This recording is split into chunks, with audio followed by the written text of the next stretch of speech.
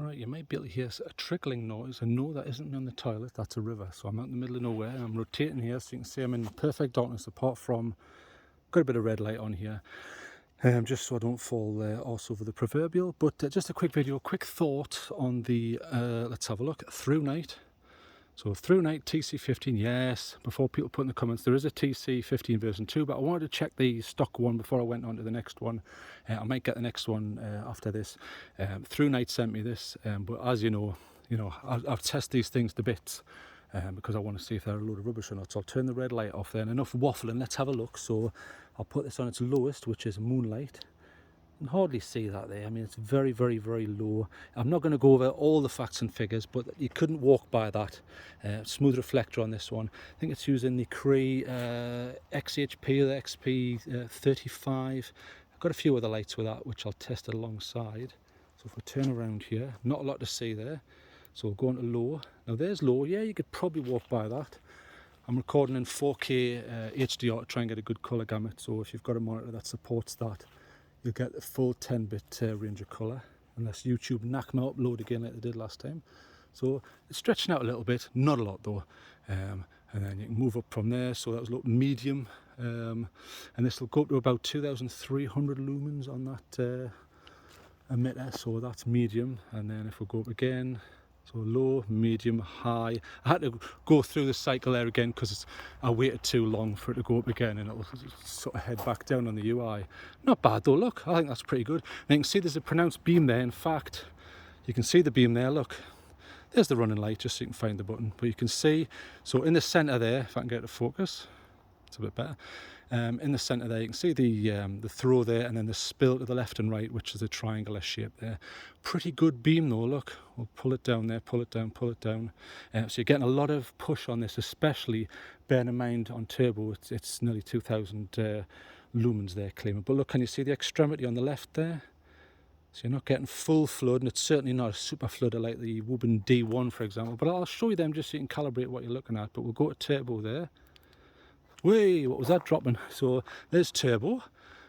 So pretty good, look. We'll go over here so you can see into the distance a bit more. In fact, we'll rotate here. So you can see right up that path there, all the way. Pronounced beam in the middle there, and you can see, you can see the beam there in all its glory. Pretty impressed, but you really need to calibrate that with other lights. So what I'll do is I'll show you. I'll just have a quick turn around here. Some quite nice colour rendering on this. It's okay. It's not absolutely amazing or anything, but it's okay. It's just power here, basically. And Thrunite, which I've got a lot of respect for. I carried the TI3 for many years, never had a problem with it. So we'll turn that off, and I'll calibrate it by letting you have a look at some other lights. So what I'm testing it with, listen to this, listen. That's not me starting a raffle. So what's this? This is the old VG. In fact, let's turn this on so I can see what I'm doing. Okay, and you can see what I'm using. So there's no tricks here. This is the VG15S by Thorfire. Still pretty good. Very white, white beam on this. Let's walk around a bit here. White beam, which I don't mind. White beam's not a bad thing. But it's getting on a bit, but still doing an admirable job. Look, pronounced beam there. You can see it from my breath. It's a little bit cold tonight. Although it's red hot today, so colour reproduction on that's fine. It's okay. It's nothing, mind blowing. So we'll put that to one side. I'll get the lumen top there. So we'll put that out to one side. You can't see that yet. Now here is the D1, which is the Woburn, so very wide. I'll show you by turning that off. It has this super wide TIR. Look at that. It's actually difficult to see in red light. There you go. So get that turned on. Boosh, there's turbo. Look how wide that is. Even if I hold that all the way out, look, the extremity is right to the left and the right. So very interesting. Quite sort of white there, but decent. Not bad. You're getting a bit of throw. Let's look for distance here. Let's have a little look. Turn around. Yeah, pretty good. All the way up there, all the way up on that bank, no problem. So we'll turn that off, and I'll show you the C3, which now this is the older version of the C3. They fixed the overcharging, alleged overcharging I should say, and they fixed the beam profile, because look, it looks like a waffle. Look, it's square, which I found a bit annoying, but it doesn't affect the use of the light. Still pretty bright, look.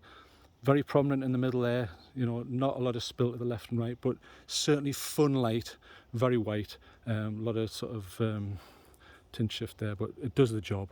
A cheap light, and now that they've fixed it, it's a hell of a lot better.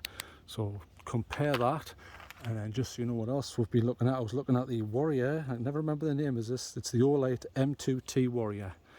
It's the one with the tactical squishy button, which I quite like, so you just press it and boom, it goes on there. So there it is. So nice beam on this. I should have been telling you the emitters there, so I'll apologise for that. I'm pretty sure this uses the 35 XHP or whatever the HP. I'm getting so used to them all now. So look, that's pretty decent. Always like this. Orange peel reflector though, whereas the Thrunite that I'm testing isn't an orange peel, it's a smooth. So you get a little bit more distance, but not a lot of spill, so it's less, you know, able to help you when you're hiking and things like that. So can you guess what light this is? This is the good old classic. This is the S2, or well, the S2 Plus by Convoy. Super cheap, but super capable. For the price, you know, 10 bucks. You can actually, for 12 bucks, I've seen this with a battery, an 18650 battery free. You know, pretty decent orange peel reflector, quite a nice tint on that. Okay reproduction, sometimes a little bit green in the lows, but you know, you can't complain at that price. It's my go-to. If someone says I want a cheap light, I say, well, get an S2 and shut up. There you go, boosh. So we'll go back to the TC. So we'll put that in there. If I can find it in the dark, turn this red light off so I'm not interfering here. And we'll get this turned on now. Here's the first problem. Look, I can't find the button. Right, I found it now. There, found it eventually. That's the only problem I've come across with this so far. Heats up obviously on turbo because that's a massive turbo, but not too bad. Not too bad. I can't complain. Let's walk for a bit here. Pretty good for what it does. Let's try the modes again. So long hold takes you to moonlight. You can see that is on there, I'm not lying, that is on there, and we'll point it towards the floor. Not a lot though. And then you've got low, pretty good, but can you see, look, it's a thrower, so you've got this spot in the middle. It's a bit like a big fried egg. Look, I'll hold that out so you can see it, and then you're missing sections on the left and the right, but that's the point of a thrower. You're getting a bit of distance. So that was low, medium, high, low, medium, high, and we'll try that at distance so you can see it. So we'll go to low, medium, high, low, medium, high. Medium's like a sweet spot for walking, and high is for general throw, but then turbo, double click, boom, beautiful. It's also got a strobe, I think, which is 3, so from off you'd have to go double click, there, you've got a strobe. So I'll put that down. I don't want to annoy people with epilepsy and things like that. And then it can go straight back because it's got memory mode. We'll have a little walk here. So as you're walking, obviously I would have that slightly down to the floor a bit if I'm walking, but it does a decent job. I can't complain. Like I say, colour reproduction's okay, not a lot of tint shift there. Obviously you're going to get some on this emitter, but it's a genuine Cree, so I can't imagine it feeling particularly quickly. The other ones I was looking at there are the XPLs by Cree, and if I remember rightly, the C3 is a P9 by Osram, I think. P3, P9. There's so many emitters these days. I'm losing my marbles trying to keep up on them all. So I just wanted to give you a quick look at that. So far, I mean, I'm not going to give it mark out of 10 until I get more testing under my belt. But look at that, beautiful, nice beam. Can't find the button. That's the first issue, and it's micro USB. But I'm not going to slag that off until I have a proper look at the specs for the V2 of this. So the TC15 V2. Looks like it's slightly more output, and I'm hoping that they change the micro USB under the charging flap into something like a Type C. That would be nice, and power delivery would be nice, but we'll look into that. These are just early preliminary findings. I've only carried it for about, let's have a think, 4 days now, and I'm now out testing it with other lights because I come out for hours testing it with other lights. I need to know what the crack is on these things. It's no good just opening the box and saying, wonderful, super bright, right, next light. Well, okay, I might do that one day if I ever become bored, but certainly not at this moment in time. So very nice. So enough of me waffling. I'm sorry to have kept you so long for really not a lot of information, but I'm showing you up close and personal what these lights actually look like. So pretty nice. So I think this does come in neutral white, which is about 5000 K, and a 6500 Kelvin for the white light. And there's definitely two options, because when they said, oh, we'll send you it, I said, all right, go on then. I said, send me the neutral. I actually said, can you send me the V2 as well, but I don't think they had it in stock. but I'll have a word with him and I'll see what I can do, so we can do some nice comparisons.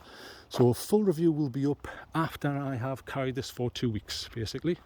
Now, depending on how busy I am as well, because you know there's a lot going on, and I get sort of sidetracked. So enough of me waffling. I've gone on quite long enough, so I'm off. Goodbye.